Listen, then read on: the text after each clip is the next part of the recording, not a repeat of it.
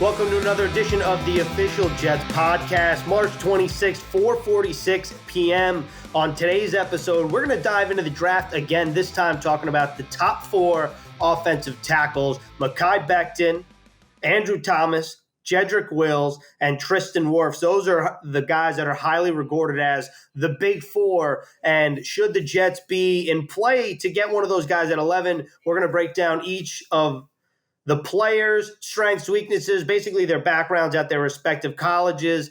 Olivia Landis talked to the mad backer, Bart Scott, so we'll hear from her and Bart in a little bit. But EA, another day, another pod here in Jets world. What's going on? The Greens, sun is out. I think we've probably hit, the midway point of free agency?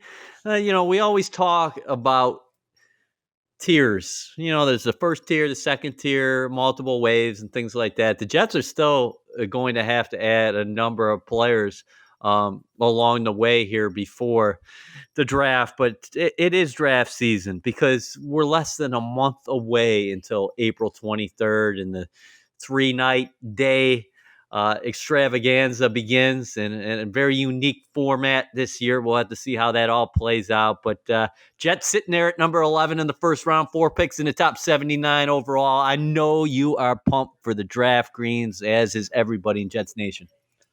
Yeah, I love the draft. And, without further ado, let's just dive into it. We're going to go alphabetically in regard to the core four, the big four. So up first is the big man. That's Mekhi Becton out of Louisville. And not only is he a big ugly, he's probably the biggest ugly. 6'7", 364 pounds. And, at the combine, he ran the 40 in 5.1 seconds. Dane Brugler of The Athletic always says you look for traits in a guy, and the draft is highly you profile guys in a number of ways, but you think of a guy's traits, maybe sometimes overproduction.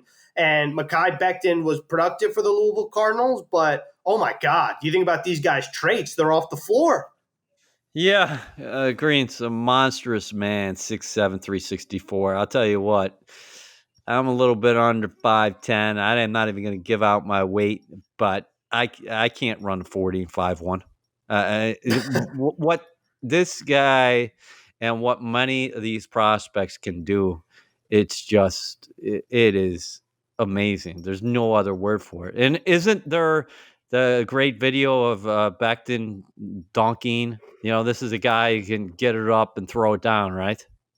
Yeah, former Louisville head coach Bobby Petrino said that he knew he wanted to offer Becton a scholarship when he saw him doing reverse dunks in high school. And of course now, I'm just going to say his height and weight again, 6'7", 364 pounds. Don't be deceived by his height and weight. He's a premier athlete, and he's nasty as a finisher. He likes to punish people. Well, and that's the thing. You keep on mentioning his weight, and I think it's fair because where do teams envision him playing at, not only which side, because he is a tackle who started out on the right side for Louisville, but then he started shifting over, right, as his college career went on. 10 starts at left tackle as a sophomore, and then 11 more at left tackle as a junior, garnering first team all ACC honors. But that weight, it's going to be very interested. I'm going to be very interested to see how teams project him at, because when I hear 364, a lot of times I'm thinking, oh God, maybe he'd be better suited for the right side, but he played both in college. Most recently, he played the left side, and 6'7" means he's awfully long. I think a lot of the draft pundits, including the aforementioned Dane Brugler, would say, hey, maybe a little bit raw. Maybe he's got to get more refined. But, wow, what a ceiling when you're talking about Becton. Yeah, I feel like Becton definitely has the biggest ceiling, and he's like a crazy athlete. And obviously we'll talk about all four of these guys. But in terms of Becton, something that, will get New York fans a little excited is that at the Combine, somebody asked him, what do you think about New York? And I don't remember if the reporter was Jets or Giants, but he said, I love New York. I love the griminess that New York basically is represented by. And I think that if he's there at 11, he'd be an intriguing option for the Jets along with the other three of these guys. And just plugging along here, quickly moving through these guys. Now let's talk about Andrew Thomas. And I said alphabetical, so it's kind of funny going from B to T, but the other two tackles, Jedrick Wills and Tristan Wirfs, are W guys. So we're going to T. And Andrew Thomas is somebody that started on the right side in his collegiate career at Georgia when Isaiah Wynn, former first-round pick of the New England Patriots, was on the left side. And then once Wynn got drafted, Thomas has been the guy at left tackle for 2 seasons for Georgia. And his strength, according to a bunch of pundits, really come in the run game. And he's another guy that's just nasty on the ground. Yeah, started 13 games at left tackle last season, Greens, and first team Associated Press All-American, and then, of course, first team All-Conference guy, too, in 2019. You would figure he's going to come in and be a day one starter, but we talked about this before here on the pod that it's funny how things have changed in a matter of months because prior to this season, a lot of pundits, a lot of prognosticators we're talking in terms of Andrew Thomas is going to be the top tackle overall selected. But I feel like these other guys have been so impressive with their workouts and their combine showing that maybe he's going under the radar. He's long too, Greens, 6'5", 36-inch arms. He probably gets overshadowed because what other guys did at the combine, meaning Becton, Wills, and Wirfs. Yeah, I think that's fair to say. And Andrew Thomas, I said this earlier on another episode, it's almost like he's been under the microscope for longer than any of the rest of the prospects at offensive tackle in regard to the top guys. So it's almost like you forget that he's a good player because he's been analyzed for so long. But you look at his 40-yard dash, I mean, he's 3:15, and he ran the 40 in 5.2 seconds. This is a guy, to your point, is probably a plug-and-play kind of guy. And what you like about both Becton and Thomas is that they've played both left tackle and right tackle. Yeah. So in terms of the Jets, we don't know where or how the front office envisions somebody like George Fant, where he's supposed to play or where they project him to play, or Chuma Edoga. But the good news about the two guys we've talked about so far, they play both sides of the line. And in terms of Thomas, I just want to say this. You talked about, you almost forget about that he's a good player. Well, he was the first Bulldog to win the Jacobs Blocking Trophy in 21 years, which is awarded to the top lineman in the SEC as voted on by the coaches. And this is a conference that had the Joe Moore Award in the LSU Tigers offensive line, which is voted the best O-line in the country. So Andrew Thomas is clearly a very good player. This guy, Andrew Thomas, is considered very good in the run game, and he got a mauler mentality. And the one thing I would like to mention about the Jets is you mentioned media outlets having George Fant agreeing to terms with the Jets and his versatility. We talked about that at length here on the podcast. Brandon Shell, former Jet tackle, reportedly agreeing to terms with Seattle, as did Brent Qualley agree to terms with the Houston Texans. So Shell was your opening day right tackle in 2019, and Qualley was slated before he got injured to be your swing tackle. So moving parts, moving pieces here. And remember, Kelvin Beachum remains an unrestricted free agent as of taping right now. All right. So on the other side of Olivia's interview with Bart, EA and I will break down Jedrick Wills and Tristan Wirfs. But right now, let's see what Olivia and Bart had to say. The dynamic duo is officially back. Olivia Landis here, and on today's podcast, I am joined by Bart Scott. Bart, how are you doing? Long time no talk. I'm good. Can't complain. Can't complain at all. All is well. How has the at-home treatment been for you? It's been good. Just trying to make the best out of it, right? So you're sitting home, and what you're doing is you're doing things that you normally wouldn't do because you don't have the ability to drive around, go do things. So spending a lot of time with the kids, being able to read books, binge watch Netflix all day, spend time with the kids and really cook every day. That's the big thing. You're cooking 3 meals a day. That's something, I haven't been a part of since I was a kid with my mom or my grandmother, making sure that it was no McDonald's. Yeah, McDonald's was only on Friday when I was growing up. When we was watching Family Matters, when Urkel was coming on, Mom comes on with the McDonald's on Friday. That was our only junk food day. I love that. So you tell me that you've been cooking? Cooking every day. Yep. Yesterday, what did I cook? Yesterday, I kind of, I cooked 2 roasted chickens the day before, but then, afterwards, you just have the spare chicken. So what you do is you take all the spare meat off, you put it in there, you take the grease from it, you make a gravy, and you make chicken and rice, with the gravy, then make some biscuits. So it's like biscuits with like shredded chicken and rice, and did that. Then I made some tenderloins the day before. Then we had turkey tacos the day before that. Okay, Bart, so today, I'm not gonna lie. I didn't know you had it in you. Today's menu. Today's menu is going to be cabbage and corned beef. I love corned beef. Yeah, man, I'm impressed. All right, cool. So better see some of these cooking schools when the season starts and we get back into doing our next gen stats segment. You're gonna have to bring some food so we can test it. Absolutely.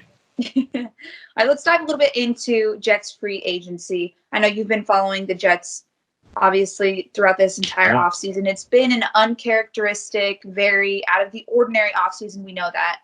So a lot of times the teams have not been able to make official announcements yet because of the coronavirus and the restrictions of travel. However, we do know that multiple NFL analysts around the league have reported a lot of stuff that Joe Douglas and the Jets have been doing in free agency to rebuild this roster. We mentioned it right before we came on the podcast. You said that he seems to have added quite a few former Ravens players.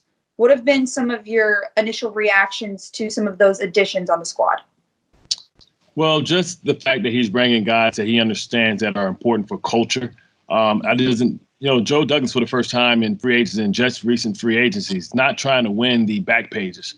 And it's not pretty, but these are very quality football players that are going to add a lot of depth. You have enough, splashy players, right? You have the Jamal, you have Mosley, you have Bell, you have Darnold. And so you have enough of those type of players. Now you need quality guys. You need glue guys. You need guys that you can count on. You need guys with versatility. And that's what he's been trying to do. He brought in a lot of guards/centers to be able to be swingman. I think they still believe in Adoga to be that right tackle, maybe even a left tackle. It'll be interesting to see where he decides to go in the draft. But I say, you continue to build on that left tackle. If it's a great left tackle there, you solidify that because, if Sam doesn't have time, he's not going to be able to take advantage of the weapons that he's had so far. Rashad Perriman. It was sad to see Robbie Anderson leave, but Robbie Anderson took a deal, I believe, that was for himself, betting on himself. He wants to be able to prove himself a little bit more with a quarterback. Maybe he hasn't really went over 1,000 yards. So he wants to go. And whenever you see a player take a 2-year deal, they're betting on themselves saying, okay, after 2 years, I'm going to be back up and I'm showing everybody what I can do, that I am a 1,000-yard receiver, that I can take the next step. And it seemed like he wanted to go somewhere where he was comfortable with the head coach.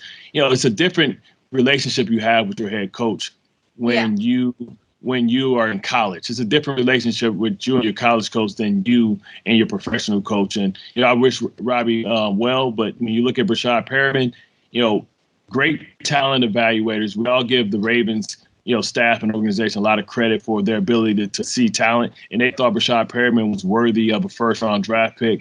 He's a vertical receiver as well, averaging over 17.6 yards per catch last year. He's a burner. He may be faster than Robbie with some of his unofficial clock times at 4:19 and all these crazy things. He's a track star. So I think Joe, was able to fill that void, but he also was able to save some money because Robbie is at the $10 million mark. Rashad is on the $8 million mark. Yeah, absolutely. And we'll see more how free agency unfolds a little bit. But you mentioned culture with Joe Douglas. And I think that's something he's really emphasized throughout his entire time with the Jets so far. And he's talked about how that is so important inside of a locker room. Being a former player yourself, why is culture so critical and how large of a role does it play on a team? Because like they said, and Remember the Titans, attitude reflects leadership, right? So if you have great leadership, you're going to have a great attitude. And sometimes things aren't always going to be going for you in the football season. It's, football season is full of peaks and valleys. But if you have high character guys, you have a great culture, you'll be able to fight your way out of it and be able to rebound. But if you don't, you're just going to have an environment that compounds problems, right? That you call people or teams that are they're fair weather or they're front runners. You don't want to have front runners because majority of the time things are going to go bad. And you want to have people that have a belief that when things get bad or things don't go the way you think they're going to go, they pull together. And that's all about culture. That's all about having that family environment. You want to have, players that pull together, not pull apart and fragment inside of a locker room, because what happens is you get cliques. When you have cliques, then you have division within a locker room. You need everybody pulling the rope in the same direction. And that's what the culture is all about. Culture is basically about leadership and togetherness and humility. Yeah. That makes a lot of sense, especially within a locker room, and you see the different types of personalities all coming together for that one goal. Now I want to specifically zone in on the defense. You, a former defensive player yourself, know how hard Greg Williams worked with its defense last year, especially when you think about the run defense. They ranked number 2 overall against the run last year. Now, obviously, they can use a little bit of help when it comes to pass defense, but you've already seen Joe Douglas take some of the steps by reports saying that he re-signed cornerback Brian Poole. What other directions do you think they need to go on the defensive side? I mean, I see that they brought back Jordan Jenkins, and that's a good quality pick, right? He's a solid guy, but he can't be your dominant pass rusher. I look at guys out there like Marcus Golden that's still out there that can potentially be a retread. Of course, the elephant in the room is, would you pony up the money for a guy like Jadeveon Clowney if that price tag comes down? A move like that signals that you have, next year has to be go time, because you can't pay a player $15, $20 million a year and then not expect to be winning or in the playoffs. But, this division is wide open with the exit of Tom Brady. You have an opportunity now to have somebody out other than the New England Patriots as penciled in as the divisional champs. So we'll see how Joe wants to go. You look at Buffalo, looks like they're all in. Miami's retooled nicely. They still have a lot of draft capital. But the Jets, can be right there if Sam can take the next step. And that's why I said this offseason has to be all about building around Sam Darnold. We know the defense can be solid. It can be a top 10 defense with the pieces that we have. Greg Williams is just that good. Do you want an elite pass rusher? Yes. Look out there, some potential moves out there as well. You hear that Brandon Cooks is potentially available, in a trade, that they want to move him because, this will be the 4th time that he's moved, but we all know that he's a quality number 1 receiver in this league. So it's moves to be made, and Joe Douglas is sure he has a plan in the draft. The great thing is if they decide to address the offensive side of the ball and get the left tackle with the, 11th pick, it's so many quality receivers in this draft right now. Everybody wants to talk about, last year. Well, the 2 best wide receivers last year came in the 2nd round. We talk about A.J. Brown and you talk about DJ Metcalf. These were guys that were picked in the 2nd round. So that 2nd round draft pick for the Jets, and the fact that, Joe Douglas was able to flip Leonard Williams into a 3rd and a 4th round draft pick if he signs with these guys is another way to move up and down the board, gives you board flexibility, gives you options. And, I think the Jets would be doing well if they're able to, pick any of those guys. Joe Douglas has a great eye for the offensive line. We know that. But this is his first offseason, and all eyes are on him. Bart, I know that you are one who absolutely loves defensive schemes, because there have been a few times during our Next Gen Stats episodes where you've actually walked me through and explained a lot of schemes yourself. When you look at Greg Williams, what do you like specifically about his coaching style, or what stands out to you most? Well, what really stood out to me most by just kind of breaking him down and watching him last year was just the fact that he's a teacher, right? He's a teacher, and that's the important part. You hear when Joe Judge came in with the Giants, the first thing he's talking about was he wants teachers. He doesn't want to hear what somebody can't do. He wants to see what they can do. And I think that's what Greg Williams kind of figured out. You look at what he was able to do with Hewitt, look what he was able to do with Blesson, look what he was able to do with Burgess. These guys were guys that struggled at first, but then by the end of the season, you can tell that they have been coached up, learned from their mistakes, and it really helps you to be able to develop a lot of depth.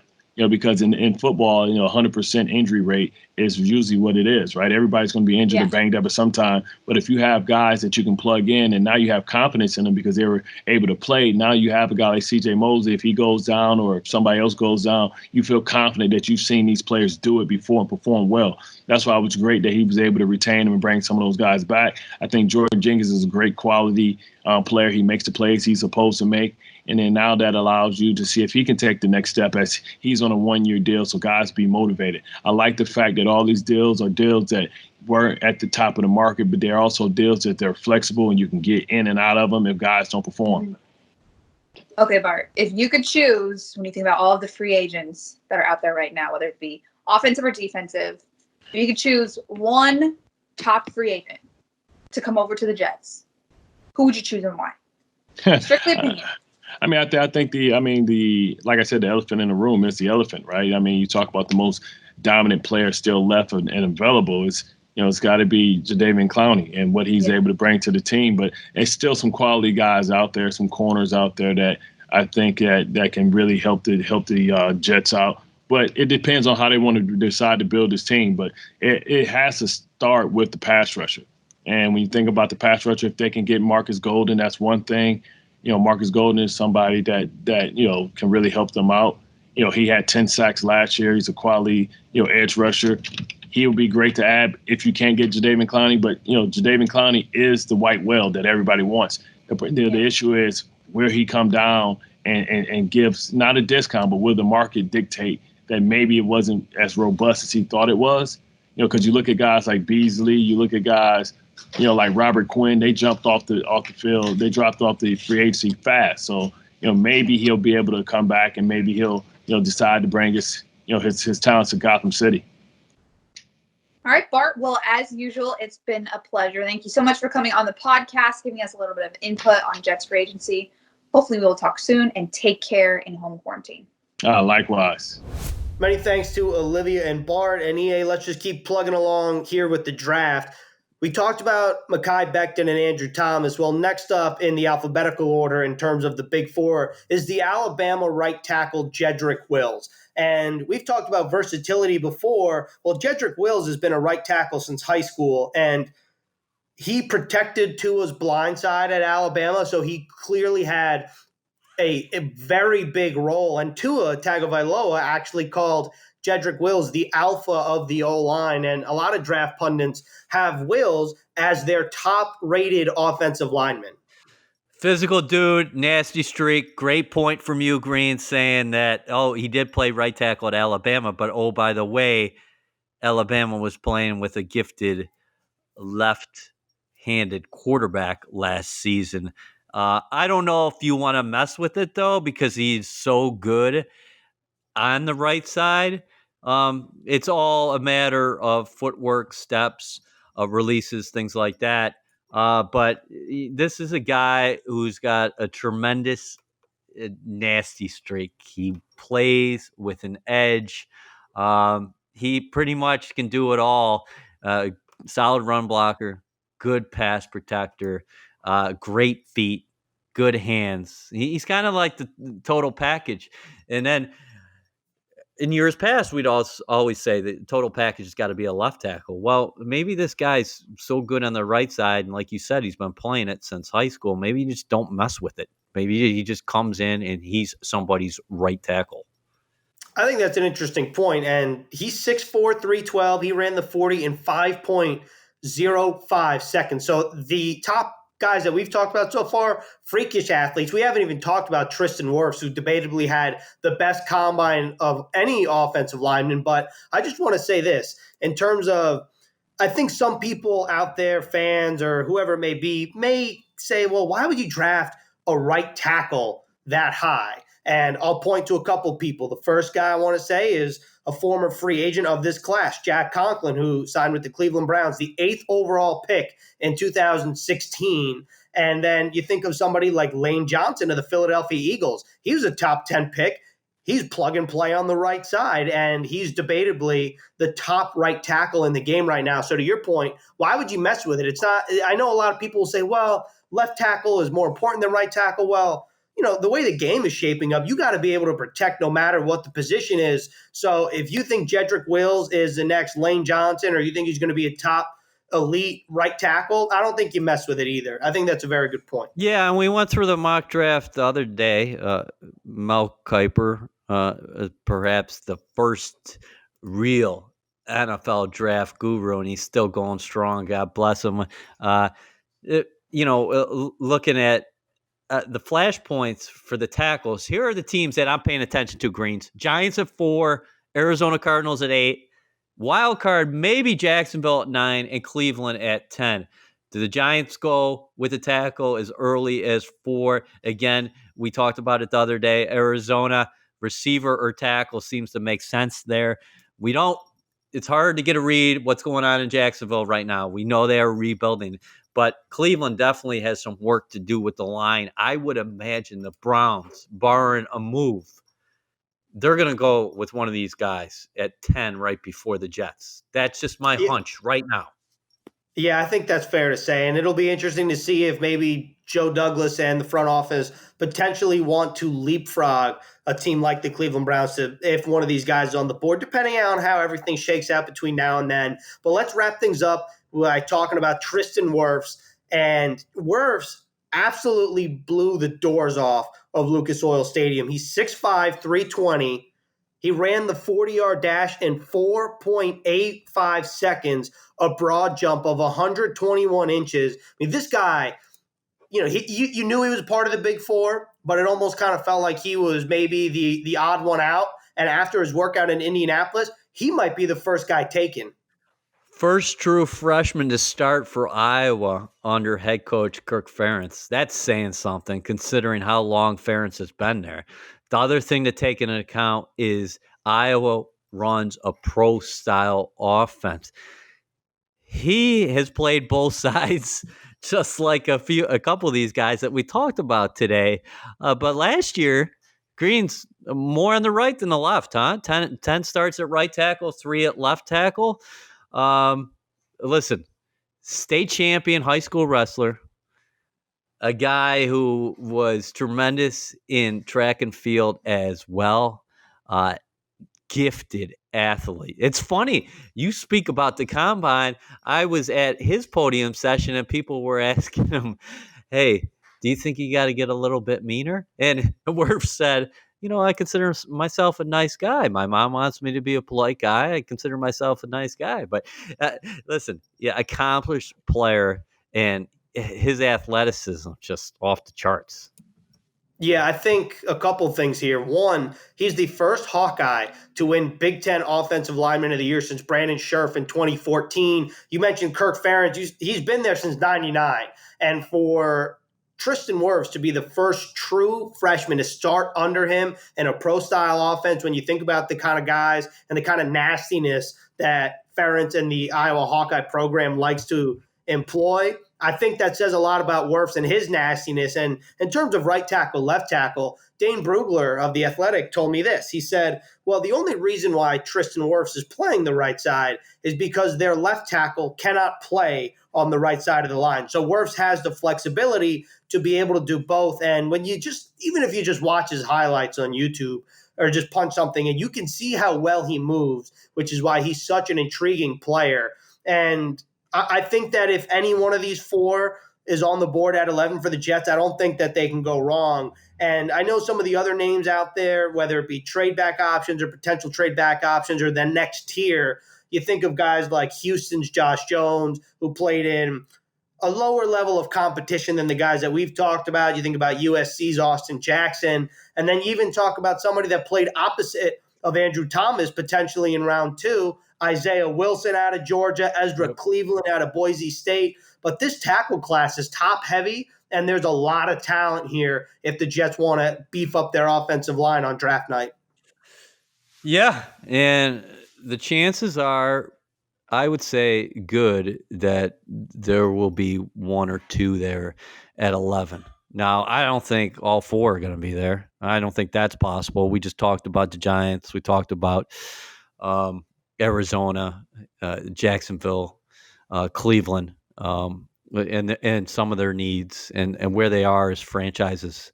But I don't think all 4 will be off the board at that point. And know this too. Joe Douglas is not going to go into draft weekend saying, I have to get this or I have to get that. He's not going to construct the roster like that.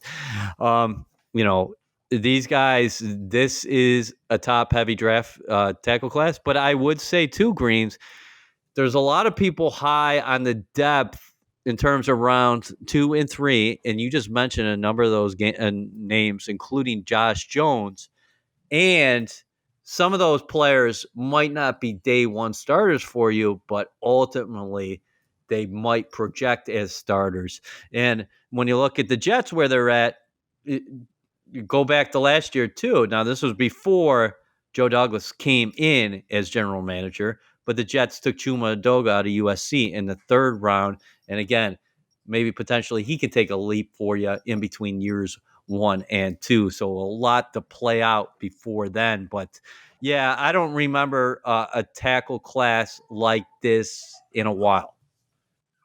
Yeah, I think that's fair to say. And it's funny that you mentioned, obviously, it seems like right now all 4 of those guys won't be available for the Jets at 11. But, with that being said, the receivers, we mentioned this yesterday, none of them might be taken by the time that the Jets draft at 11. And we'll break down the draft between now and April 23rd when the first round is scheduled to go. Obviously, we'll monitor, but it seems like all things are pointing that the draft will remain April 23rd to April 25th. And that's all we have here on the official Jets podcast powered by Amazon Web Services. EA and I will be back next week. Many thanks to Olivia and Bart and EA. Have a great weekend, and I'll catch up with you Monday.